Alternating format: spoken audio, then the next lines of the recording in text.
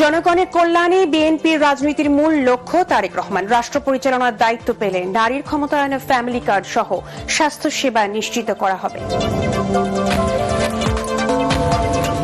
বিভেদ নয়, ঐক্যই হবে আগামীতে রাজনীতির মূল ভিত্তি। মন্তব্য জামায়াত আমিরের। অচল অবস্থা ভেঙে বৈষম্যহীন সমৃদ্ধ বাংলাদেশ গড়ার প্রত্যয়।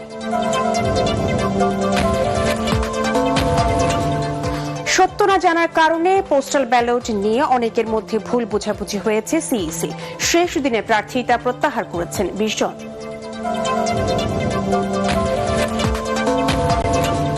সরকারি চাকরিজীবীদের নতুন বেতন কাঠামো নির্ধারণ। অর্থ উপদেষ্টা কাল প্রধান উপদেষ্টাকে পে কমিশনের রিপোর্ট পেশ।